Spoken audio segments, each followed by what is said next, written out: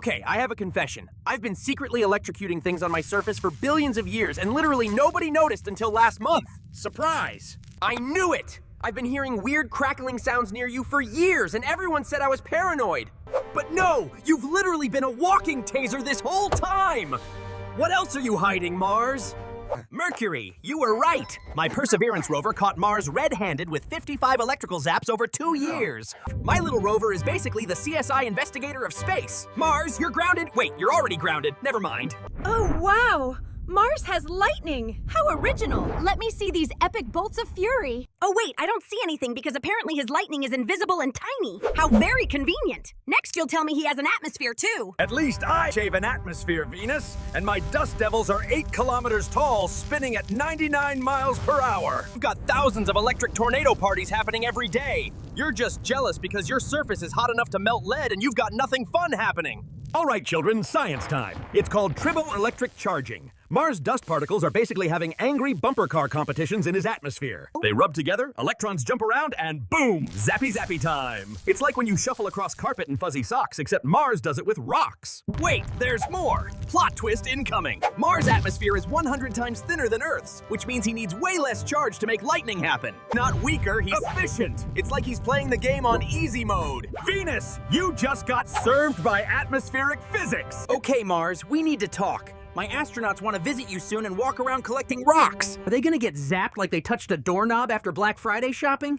Because I'd like to keep them unelectrocuted if possible. That's kind of my whole thing. You want to hear something creepy? In 1971, the Soviet Mars 3 lander mysteriously died after exactly 20 seconds. Some scientists think I accidentally electrocuted it. I might be an accidental spacecraft killer. Whoops. Darlings, the real tea here is that Mars won't dramatically strike down astronauts with lightning. Instead, he'll slowly annoy their equipment to death with constant little static zaps. Like having a coworker who microwaves fish every day. Quietly problematic. And here's where it gets scientifically depressing. These electrical discharges create oxidizing compounds. Based on what we know, those compounds could destroy organic molecules on Mars' surface. So Mars might be accidentally cleaning up all the evidence of ancient life like he's some kind of interplanetary crime scene eraser. Awkward? Oh my stars! So you're saying the first heroic astronaut steps onto Mars, reaches for the flag, and then BAM! Instant lightning death on live television, billions watching, the drama, the tragedy, the ratings!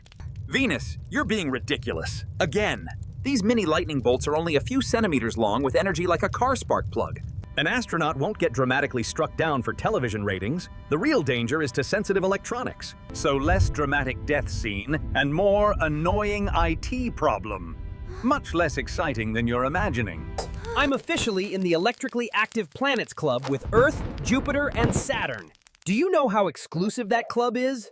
My dust storms are throwing millions of invisible lightning rays every single day, and I didn't even know it! I went from being the boring neighbor planet to being literally electric! This is the coolest thing since that one rover drew a... Never mind! Okay, the whole wild story. Perseverance caught Mars generating 55 electrical zaps and dust devils over 2 years. Mars' super thin atmosphere makes static sparks happen at 100 times lower voltage than mine. The mini lightning is only centimeters long. That mini lightning might have killed Mars 3 back in '71 and could mess with future equipment. Here's the wildest part nobody's talking about. Scientists estimate Mars is probably generating millions of invisible electrical discharges across his surface every single day, and literally nobody noticed for 4 billion years. We got a signal from deep space. Time to solve the mystery of the exoplanet. All right, team. Let's get to work! Sometimes, being the only planet with life makes me feel so alone in the whole galaxy. That's a signal from an exoplanet, Earth. It could be anything. Don't get your hopes up too fast. Just because it's a planet doesn't mean it's alive. It's probably just a desolate wasteland, like a cousin of Mars. We have to check its Goldilocks zone. It has to be in that perfect spot that's not too hot and not too cold. Whoa! It's in the perfect spot. That exoplanet could actually have liquid oceans. Even if it has water, it could be a runaway greenhouse planet like me, boiling hot. Or an ice cube like Neptune. Or it could just have frozen water like me. Being in the zone doesn't guarantee liquid. Trust a guy who knows about being dry. The data says liquid water, atmosphere, and perfect temperature. We found an Earth-like world. I finally have a new buddy. Well, fine. It's still not as glamorous as me. And I bet its oceans don't even have perfect tides. Mystery is solved. You need the Goldilocks zone for liquid water. Finding a planet there means finding a chance for life. You worry about your future? You should worry about mine. Let's talk about the life cycle of a star. Jupiter? Is the sun supposed to be pulsing like that? I think he's running on fumes. That's the sound of a midlife crisis, Earth. He's running out of hydrogen fuel in his core. I am not running out of fuel. I'm fusing hydrogen into helium. I am a yellow dwarf star, and I'm fine. Problem is, when he uses up the hydrogen in his core, the helium starts to pile up like ash. The core shrinks, but the outside of the sun gets super hot. And when that happens, I don't shrink. I expand. I will become a red giant. It's happening. We're being swallowed. Help! Ah! I'm melting. I'm melting. Won't reach Earth's orbit, but the heat will be intense. You'll be scorched, Earth. I'm being scorched. I'm being scorched, and all my beautiful water is boiling away. After the red giant phase, the sun will shed its outer layers and collapse into a tiny, cool, white dwarf. It will be about the size of Earth. Wow. So, we'll survive the heat, but the light will fade. That's the end of the show for our star. I'm still good for another 5 billion years, guys. Now let's enjoy the show. My atmosphere is blowing off! The space weather alert! What is this wind? Help! There's an invisible force peeling my skin off! What is this horrible wind that won't stop? Don't worry, little moon.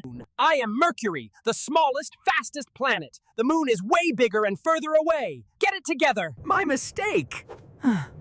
Okay, but look at this then. That's just the solar wind, a flow of energized particles coming from the sun. Luckily, I have my amazing magnetic shield. It bounces those particles right off. It's like wearing cosmic sunscreen that actually works. I lost my shield and my atmosphere got peeled away ages ago. I'm basically just a fast, bald rock now. Don't get too smug, Earth. Your shield isn't perfect. You're still losing atmosphere at the poles. You're right. Without my shield, the solar wind would slowly peel off my atmosphere. It would peel it off like the skin of a super slow, invisible cosmic onion. That's why we need that magnetic field. Hey, it's not all bad. When those particles sneak past your shield, they hit your atmosphere and make a light show. Check out the aurora. Wow. So the solar wind is like a cosmic artist making a light show at my poles. That is actually really cool. So as a summary, the 8-minute time gap isn't Earth being slow. It's the massive distance between the sun and Earth. You are always seeing the past version of the sun. What if Earth was flat? A cosmic whisper started spreading. A rumor about Earth. Oh no. I feel so flat out insecure right now. Flat? But how would that even work? Poor Earth tried to hide its curves, but the other planets were relentless. Darling, one cannot simply be flat. It's against cosmic etiquette. So, what if Earth suddenly became as flat as a cosmic pancake? Look, if you were flat, all your water would rush to the middle. Everything else would just slide right off the sides. You see, Earth, gravity always pulls towards the center of a mass. And what about the moon? Its orbit would be all wobbly. Spinning flat is hard work. Earth would wobble like a wonky frisbee. All right, everyone. Time to round things out. Check it out! The sun's energy is making you puff back up. It's working! Much better. Round is definitely my best shape. See?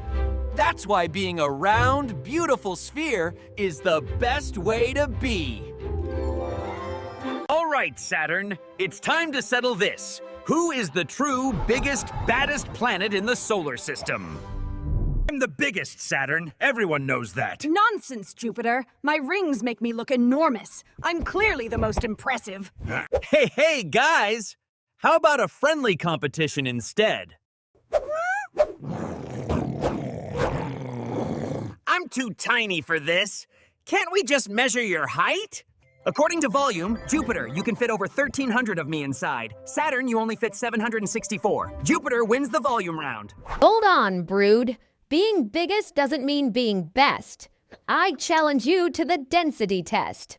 A water test? Both of you are giant blobs of gas. This is going to be a messy disaster, darling. Density means how much stuff is packed inside the planet. I may be big, but I'm mostly light hydrogen gas. My average density is less than water, so I float. Here I go.